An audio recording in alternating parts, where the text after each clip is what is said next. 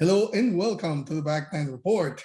Every week, Fred Altvater and I check in on the world of golf to bring you the latest news, insights, analysis, interviews, recaps, previews. Here we'll cover anything and everything golf. In other words, if it happened in golf, we have it for you. And hey, the US Open is this week. There's some majors, not only LIV golf, which we have talked about it and we talked in a previous podcast. So we have to again bring the European golf guru, Kieran Clark. Hi, how are you today? I'm very good, Carlos, and I'm looking forward to the US Open. We mentioned it earlier, where the US Open typically offers chaos and madness and controversy and anger, and people complain, and it drives people mad. But you know what? Given the whole landscape and environment that we're in right now in professional golf, the US Open, in a weird way, is actually going to offer us a little bit of a comfort blanket. A nice little blanket around us, make you feel nice and comfortable, at least for me, because US Open, it's championship golf, and that is the game at its absolute best. The best players competing on a really difficult venue, the history, the tradition, the trophy, it means so much, and you can't buy that meaning, and that's what the majors deliver. And that's why the majors will always be the biggest events in golf. You can keep your FedEx Cups, you can keep your Live Golfs, you can keep your Rolex Series. All about the majors, and the US Open is going to be fantastic this year. I'm really, really looking forward to going back to the country club, which we haven't really seen on a major stage for a very long time. And I can't wait to see the players take to one of America's truly historic venues. Fred, this week we'll see the worst of the players because they're going to be mad, they're going to be upset, and how they're going to set up the course and all that because it's the U.S. Open. That's what we like. So, hi, how are you today? Hey guys, great having you all here to talk about the U.S. Open from the Country Club at Brookline. Wow, what a history at this place! It goes back to Francis Ouimet and the greatest game ever played. 1913 U.S. Open. It's just a wonderful fantasy almost kind of thing to have these guys back there and playing there. So really looking forward to it. 122nd U.S. Open this week. And even though they're on the Live Tour and they thought they were banned, even the Live guys are going to be there. We're going to have Phil. We're going to have DJ. What could be better, right? Yeah, we're going to have Louis. We're going to have all these guys here. So, and it's interesting because this past weekend, if you were looking down the stretch there on Sunday, the leaderboard was stacked. It would look like, hey, Rory, you have JT battling. It was Tony Finau. You were like, wow, this is the U.S. Open here? I mean, it was a classical course that they were playing there. So it seems like definitely it's going to be proving maybe a great warm-up for them. The Country Club in Brookline there in Massachusetts is another classical design this week. A full field of 156 golfers is lined up to start this week, and only the top 60 ties will advance into the weekend, which make it one of the toughest cuts to make all season long. So, Fred, I'm going to start with you. I mean, the course, let's start talking about it. The Country Club. The course has been featured in 3 previous U.S. Open editions, a Ryder Cup in '99, and also most recently the 2013 U.S. Amateurs. So like Kieran mentioned, we haven't seen him in a little while, and it's a definition of a classical course, laid back in the 1890s by Willie Campbell. What can you tell us a little bit about that? And Gil Hanse made some tweaks over the last 10 years. From what little bit I've heard about it and talked to a couple guys that played it in the media day and that kind of thing. I mean, the course is just fantastic. It's beautiful. It's not open to the public very often. It's a pretty private club. They wouldn't even let Tom Brady and Giselle in, right? They were too flashy for them. So it's there in Boston. It's very staid, very conservative. We've got John Rahm as a defending champion coming in there. This should be a good course for him. he hits that big fade. If he can find the fairways are narrow for the U.S. For a U.S. Open. They like the greens firm and fast. So yeah, it's I don't know what to tell you about the course, but it's just a classic design, and it has been renovated and updated and put a lot of money in it. So I'm sure it's going to be a great venue, and I'm looking forward to watching some of it this weekend. Kieran, this course, like Fred is saying, is classic. Has hilly terrains, blind shots, tiny greens. So that landing greens will be a tough task this weekend for the field. So, and that's before you even throw in the brutal rough that's always associated with the U.S. Open, right? Lots of false edges to reject almost perfect approach shots. So you have to tough to hit greens. Natural means more around the green shots. What you think about the course and the type of player that would suit this course?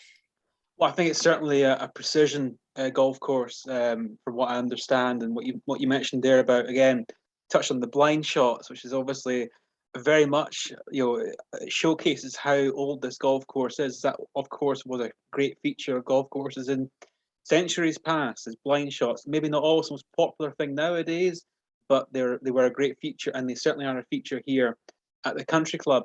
But yeah, I mean, it's a short golf course by modern standards, but it's tight off the tee, thick rough, but very, very small greens, and that is ultimately the golf course's defense.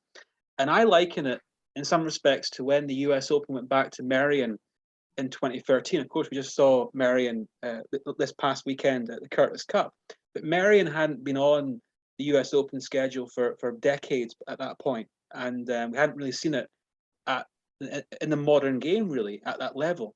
And people were saying at the time, going to a golf course here that's 7,000 yards long, will these guys tear it apart? There was even people in the media were saying that at the time. And of course, Merion was a brutal test at that U.S. Open that Justin Rose won, because the greens are so small, and that is the great leveler in golf, and it always will be precision, and that demands accuracy. And I think the Country Club fits that criteria, where that's what it will demand of the players.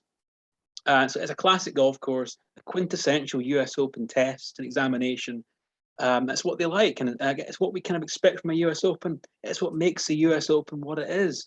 Whether you love it or hate it, it's that 1 week of the year where they test the players in these really excruciating in fashion, and that identifies a certain kind of player. And I do think the precision players, the guys who can also get up and down from difficult positions, because guys will miss greens.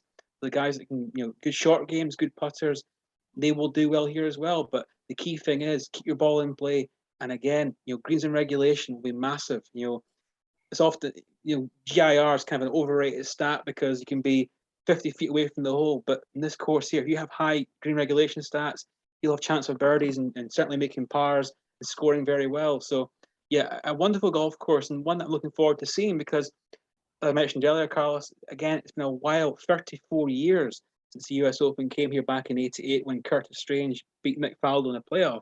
So it's basically a new venue for all these players. Yeah, we had the Ryder Cup in '99, 23 years ago, a very controversial Ryder Cup, of course, with that extraordinary finish with Justin Leonard holding the putt and the big celebration on the green, which didn't go down very well with the Europeans, that's for sure.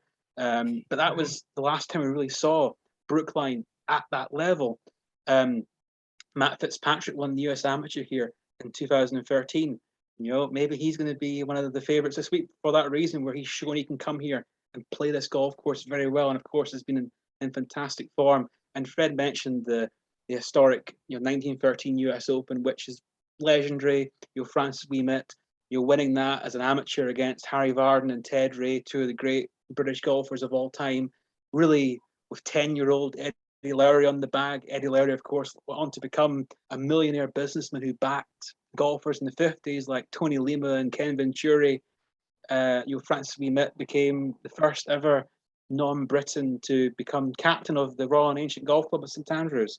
And but that win made Ouimet really the first superstar of American golf before the likes of Walter Hagen, Bobby Jones, and Gene Sarazen. It was a huge deal, and of course, it's been immortalized in books and of course in Hollywood as well. So Brookline has a wonderful history, in the US Open, one of the founder clubs of the USGA, and I'm so looking forward, Carlos, to seeing it this year, because a golf course that I haven't really seen much of myself, heard a lot about, obviously read a lot about, and to see the best players of today compete with this historic design.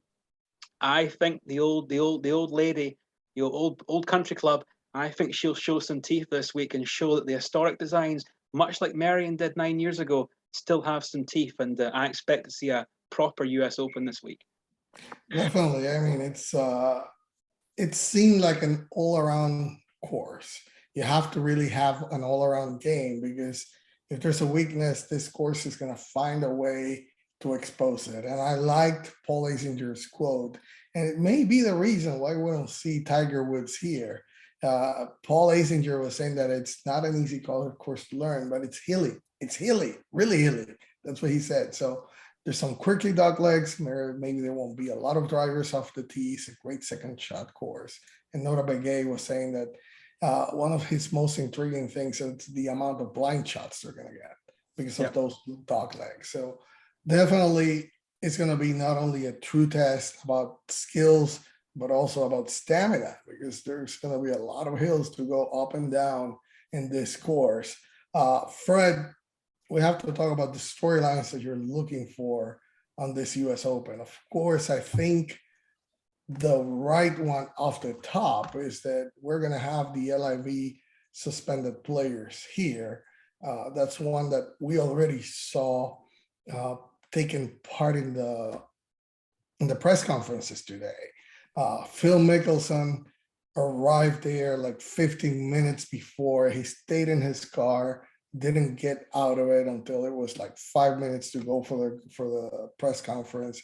He was there, boom, 5 minutes, immediately, hey, any questions? And started answering. So a lot of questions about the LIV still, looming here to everybody. He left right away, which was interesting to know, because you see Dustin Johnson, you saw some of the other players, Louis, and they stayed, talked to some of the other players. But that is, to me, like the big looming storyline that is really over the US Open, unfortunately. But I know there's some other things that we have to look for. So what are the ones that you look for? Well, you're exactly right. The LIV overshadows everything right now. You look at ESPN, you look at, I don't care what news outlet you turn on, golf is near the top, and they're talking about the LIV. But yeah, other things that we can talk about this week. Scotty Scheffler's won 3 times this year. He's already won the green jacket. Kind of not played that well the last month. Can he rebound? Is he going to be a factor? Is he going to be the guy this year that we're going to say, oh, wow, he's taken over? Jordan Spieth has played pretty well over the last couple months. He has a win. He's been on leaderboards. He's been showing up, and he seems to have kind of a renewed focus and enjoyment in playing the game. And also, can Rory McIlroy get back to winning majors? What has it been, like 8 years since he won a major or something like that? It's been a while. It's been a minute. So I'm looking to see if Rory can get back to the top and be the golfer that we think he can be. So, we talked about LIV in another segment. And if the PGA Tour wants to combat that, they need to have exactly what they had last weekend. They need to have Rory McIlroy, Justin Thomas, Jordan Spieth, these really popular guys, Scotty Scheffler, competing at the top of leaderboards week in and week out. We don't have a Jack Nicklaus. We don't have an Arnold Palmer. We don't have a Ben Hogan. They've got to find those 1 or 2 or 3 guys that are going to be battling for these championships. We thought it was going to be Brooks Koepka. We thought it was going to be Jordan Spieth a few years ago. But no, that they've kind of taken a step back. But maybe Jordan's getting ready to give it back into it. And now it looks like maybe Rory is getting back to the top of his game. So who's going to come out of this thing and lead the PGA Tour? I think that's the bigger story right there, Carlos. How about you, Kieran? What storylines are you looking forward to most this week? Well, I think the big question for the Live Golf scenario here is more of what if a Live Golf member wins the US Open this week? That would be the absolute nightmare scenario for the PGA Tour and the establishment where, say, Dustin Johnson, for example, wins the US Open this week. That's just a disastrous situation. Jay Monahan's head would explode right on TV. Well, exactly. I mean, it's been an absolute nightmare situation because it's all very well saying that the guys playing in this series aren't relevant anymore. Well, what if one guy becomes very relevant by winning the US Open or indeed the Open Championship next month at St Andrews? So that's a subplot right there. But I think ultimately for me, the biggest storyline is beyond the kind of the controversy around the game right now. It's kind of getting back to the principles of why we love professional golf, watching it, and the majors encapsulate that, where it is about competition, it is about the tough venues, watching the best players tested in different ways. You mentioned the stamina aspect, Carlos, earlier. I think even mental stamina is always the biggest challenge of a US Open, where you mentioned about the blind shots and having to learn the golf course and dealing with the bad breaks, and also having to kind of accept that bad shots and bad scores will happen in certain holes. That's a fascinating thing to always watch at a US Open. In terms of the storylines, Fred touched on some of the main protagonists there. Guys trying to win majors again for the first time or come back and after a few years away. Rory McIlroy electrified the Canadian Open at the weekend there. It was fabulous golf to watch. It was brilliant. It was kind of why you watch this game, watching the top players going head to head as we saw there on Sunday. And Rory, if Rory can bring the wedge game he displayed in Canada, he can bring that here, he will be a contender because his wedge game was just stupendous. It was just ridiculously good. His proximity to the hole inside 150 yards was just laughably good. And you think if he did that every week, he would once again be the world's top golfer because he has all these ingredients working. Rory McIlroy, I still believe, is the most electrifying player in the game today. And the US Open isn't necessarily an event for electricity, but if he can bring that quality that he showed last weekend here, he will certainly contend at this US Open. But I mean, for me, the US Open is always fascinating. Where I love the makeup of the field, Carlos. I love the fact that we had over 9,000 entries to the US Open this year again, and almost half the field have come through qualifying. The US Open truly lives up to that name, and I love that aspect about it. These guys have come through qualifying to get here, and that delivers some compelling stories as well. You'll look at Fran Quinn, 57 years old, from Massachusetts, who just missed out on qualifying by a shot back in 1988 to play at Brookline. 34 years later, qualified for the US Open, essentially at his home state, hometown almost, as a 57-year-old. That's an amazing story, and it's only really something that's possible at the US Open. So, it is truly open, and I think the event itself this year will be very open too.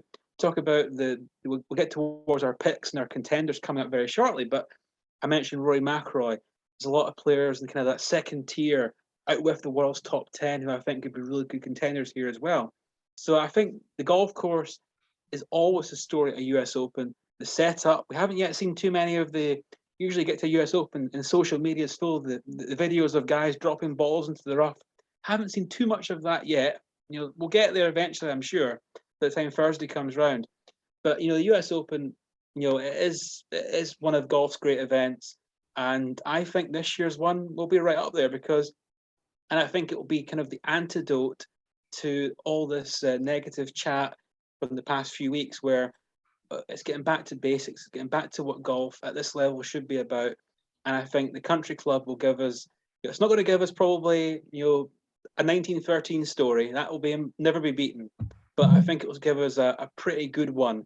And what's been an intriguing year in the majors. Obviously, we saw Scotty Scheffler win the Masters, then Justin Thomas win that just an extraordinary finish at the PGA that came from nowhere. One of the great, Mito Pereira just falling apart in the last hole, and Justin Thomas coming through and winning his second major.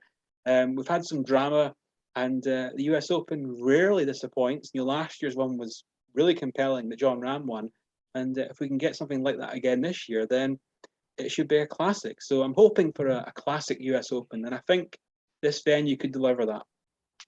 It can, and definitely is. I have to agree with my thought was exactly what you said at the beginning of the storylines. What a nightmare would be if a DJ or one of those players that went out there wins here. So unfortunately, that's going to be there because this is what's taking over, but definitely it's the US Open. And always the course is the star. The players just try to beat the course somehow. But anyway, we have a great full field here. The top players in the world are here, Fred. Who are you looking forward most to see who has the best chances and who are some of the dark horses that we should look for? Yeah, I went back and looked at, I actually did some research, guys. I actually spent time. What? No, wait. I actually Repeat did, that again. I'm I sorry. actually did look at this a little bit. Okay. The last 5 winners of the last 5 PGA Tour events: Rory, Billy Horschel, Sam Burns, Justin Thomas, KH Lee. Of those, Justin Thomas having a fantastic year. Rory seems to be turning it on at the right time. Sam Burns has been quietly putting together a fantastic year. Okay. Then I looked at the FedEx Cup, and so a couple names turn up here. You got Scotty Scheffler, of course, with 3 wins, leading everything. Sam Burns is runner-up right now. Justin Thomas is 3rd. Rory, Cam Smith, Patrick Cantlay, Hideki is in there. I don't know if he's still hurt or not. Maybe you'll have to tell me. I didn't check on that. Max Homa, Jordan Spieth, John Rahm. I'll tell you what, of these guys, there's some guys that really have a chance to win. These guys are leading the FedEx Cup. They're all having great years. And these are the guys that I think should, of that, probably 2 or 3 of these guys are going to be on the leaderboard come on Sunday. So, Will Zalatoris is a guy that always seems to show up big at the majors. And then don't forget about Xander Schauffele and Colin Morikawa. So yeah, and the other thing, if you want to, you got Tony Finau had a great week at Canada last week. Joaquin Niemann has been playing really consistent golf all year. And a young guy that I really like, if you want to call him a long shot, dark horse, whatever, this Davis Riley kid seems to play really good on tough golf courses too. So I don't know. There's just some names for you. I know they're top names, but these are the guys that have been winning. These are the guys that have the chance, that have the game to do this. Okay, Kieran, since Fred didn't want to commit, he was very political here. He seems like he's running for commissioner, so he didn't want to offend anybody. Governor. So who would you think, who should we expect as top players to watch to win and some of the dark horses? Well, I must quickly say, Carlos, usually when we do these predictions, Fred picks the world's top 10 golfers from the world rankings. Correct. As to win. But this week, he's mixed it up a little bit. He's diversified, where he picked not the top 10 from the world rankings, but the top 10 from the FedEx Cup. So that's variety, I guess. Yeah. There you go. But he still basically because I did it for you because I know you think so highly of the FedEx Cup.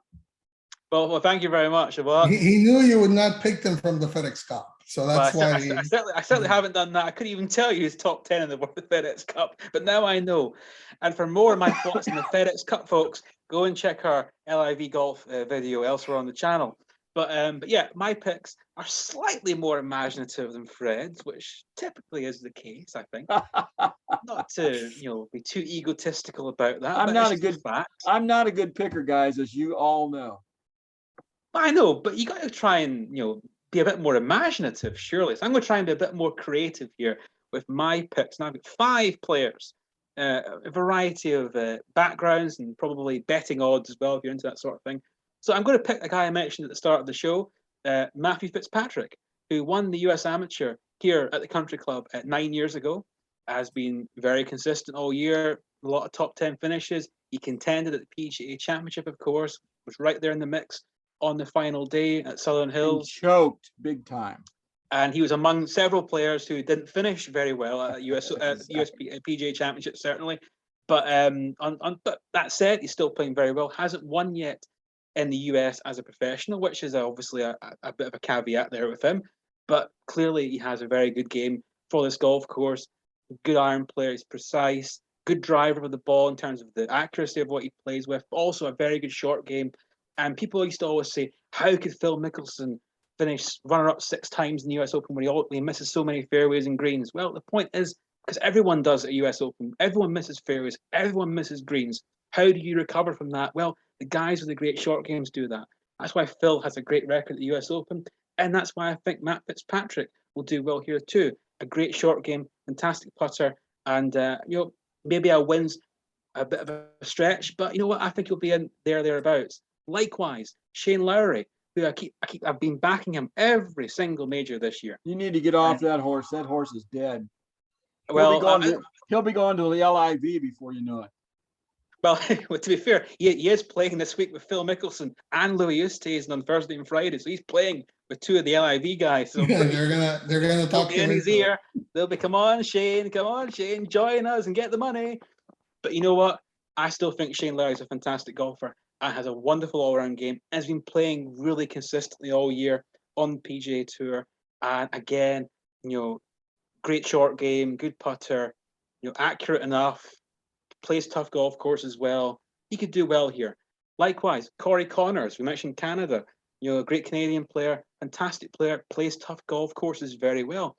And I mentioned that US Amateur back in 2013, Corey Connors was a semi-finalist that year. So he has a good form on the country club, which not many players will have, of course, but obviously a different setup this week compared to a US Amateur, but still. I think that's a great pick, Kieran, because he's an Ohio guy because he played at Kent State. So well, there we go. So I knew that, obviously. Yes, I knew that. So I mentioned that just for you. But yeah, Corey Connors could be a good outside bet here. I also like Max Homa, who's had a fantastic year, a couple of years really on the PGA Tour, really become one of the top players. Obviously winning at Riviera, winning again this year. Consistent performances. Yet to really do it in a major, but he has the precision in his game. He's very consistent tee to green, and he's the kind of guy you can really see playing well on a US Open setup. And I think he'll do well this week. And I had to pick one of the big favourites, Carlos, just to kind of put one guy on my mantelpiece, and that guy will be, who I mentioned earlier, Rory McIlroy, who Fred mentioned earlier, 8 years since he won. And I had to pick Rory. He's the one guy that's standing up for. I would have bet $100 on that. Yes, I've become a Rory McIlroy fanboy. Certainly, I'm all over Rory McIlroy these days. But he's my guy. He's gotten my guy off now. Colin Montgomery at least. It took long enough. I mean, that was all. That's one of those teenage romances that are hard to get out of your brain. I finally got there. It took a while, and Sandy Lyle as well. But yeah, and Sandy, yeah, exactly. Yeah, maybe I think their days are probably past now. But yeah, Rory McIlroy. I mentioned the wedge game. It was so good in Canada, and obviously coming off a win, confidence is high. He's feeling energized, I think, by the whole controversy in the game. He's making himself the statesman for the PGA Tour, and that's motivated him, I think. And he's looking really good. But of course, backing up one win with another is a rare thing. Certainly in a major, it's very rare. But Rory's one of these players who have seen it through the years. Once he gets going, he tends to back things up. And we saw it when he won his last 2 majors. He won them back to back, the Open and the PGA, and he won the Bridgestone Invitational in between that as well. So Rory's capable of putting wins together, and it could certainly happen here. Obviously, a former US Open champion. He blew the field away, of course, back in 2011 at Congressional. Different setup here, much tougher test, I think it will be. But with that wedge game, he will give himself chances. And Rory McIlroy, obviously, when he's on, is so good. So I think he'll play well here. It might still be one of those kind of the cliched, the backdoor top 10 that he appears to just. He finishes top 10 every major. It feels like it'll probably happen again this week. So yeah, he could win. I do think Rory, though, I'm tipping him for St Andrews next month. I think Rory's going to lift the claret jug. He's maybe peaked too early for the US Open, but he'll be ready for the Open next month. Tiger will be ready for the Open. He'll be there. He'll be ready for that too. Yeah, but I think Rory will play well this week. But one of these top 5 guys, Carlos, I'm going for Fitzpatrick, Lowry, Connors, Homa, McIlroy. If one of these guys doesn't win the US Open, well, I'll never mention it again, and we'll move on.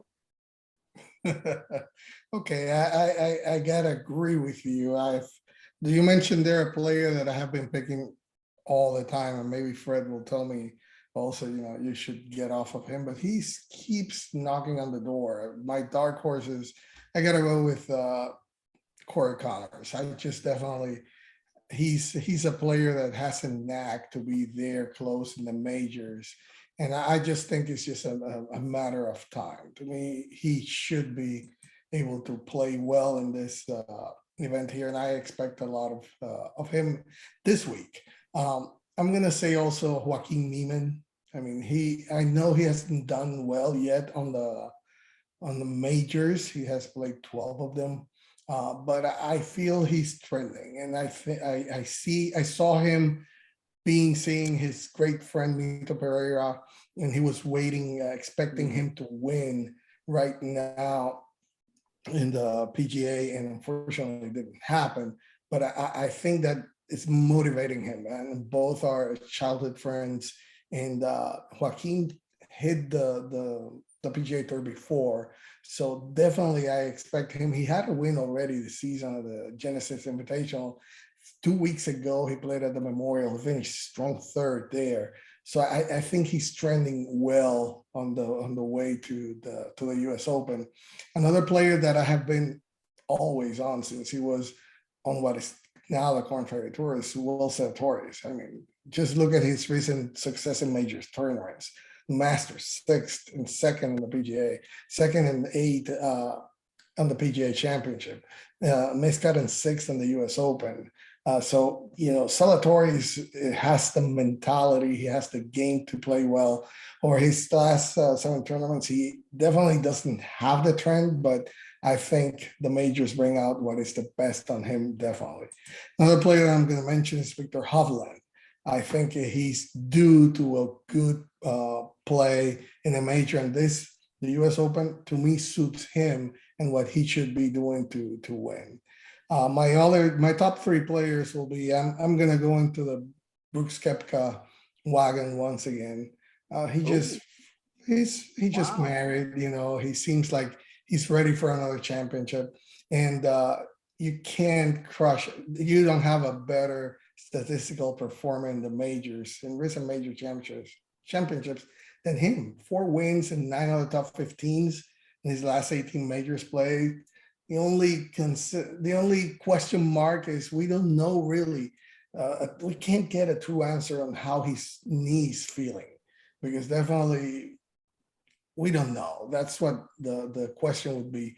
But he rarely falls out of the mix here. And the top 2 players, I gotta agree with you, Kieran. Rory McIlroy, he was motivated by the LIV thing, and that's the first thing he said right out of the gate when the post-tournament questions was like, hey, I got one more than somebody out there, referring to Greg Norman, who has 20 wins. Now he has Wasn't that a 20. great line? He did that. I mean, he just did that right away too. Wasn't that He cool? had it on his mind. So definitely Yeah. it's like a motivating thing for him. So right now is to see, like you mentioned, once he gets into that role, definitely he can. And we have said always, he's the most talented of all the players in the tour. When he's on, no one's gonna beat him. So how long this is gonna be, right now on his mind, he has that chip on his shoulder, trying to defend the PGA Tour. Any chance he gets, and Fred, you and I talked about it before the show here. We were saying, hey, he also has this big presence on the Players Council now, so he definitely has to, put his word where his game where his mouth is, and he definitely is one. But to me, I gotta go again with Justin Thomas. 2 majors now. Yes, it's a PGA Championship, and has not done it in any others. But hey, for the U.S. Open, he's 5 for 7 with 4 top 25s. Unfortunately, no top 5s, but he has top 10s in 9 of 15 starts this season, and he definitely is considered one of the favorites anytime he tees it up. So those are my picks. So Fred, any final closing comments here? No, just it's finally another major comes around. It'll be nice. Maybe there's no LIV tournament, so now maybe we can just talk about the U.S. Open this week, and the USGA can get their credits. So, yeah, looking forward to it, and going to be watching some of it for sure. Can I hear that again? You said the USGA getting their credit. Did I hear you right? I'm sorry.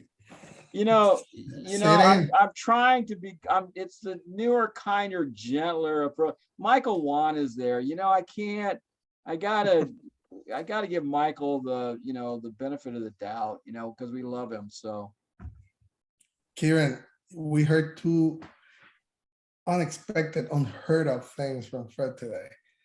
He Yes. researched and he's giving the credit to the USGA. So I know. how can you top that? I mean, Well, I mean, I'm out of Carlos, these are very strange times in golf, and that is further evidence of that fact. There's been a total disruption that's occurred in the game, and it's gone to Fred's brain apparently as well, where he's completely exactly. changed too. So you know what? Sometimes embracing new things is actually a new perspectives. That's a healthy approach to life, I think. But no, the US Open this week, Carlos, I think I mentioned at the start of the show, I think the venue is fascinating. Always a story at the US Open. But again, it's championship golf. And this is what captivates us. We all dream as young golfers to play in majors and win majors and watch majors and attend majors. They're the things. You don't putt at just before it gets dark on the putting green to win the John Deere Classic. You putt to win the US Open. To be fair, I think Steve Stricker might have fought that because Steve Stricker ran away with that thing multiple times. So he was really up for the John Deere Classic.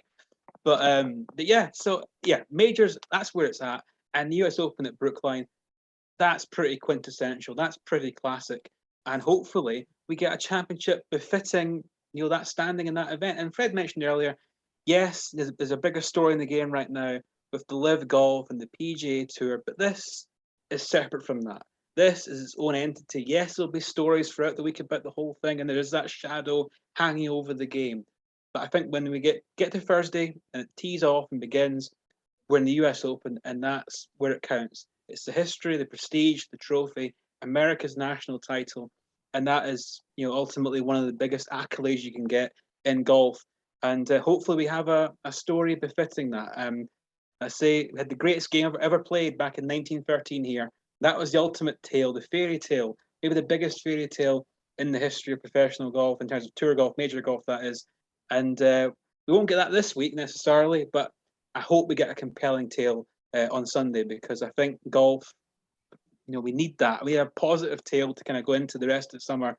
And the US Open, I said at the start of the show, is usually the thing itself that brings the controversy and the anger and the frustration. Well, you know what? Maybe it's going to be the tonic for a game that's feeling a little bit bruised, a little bit fractured right now.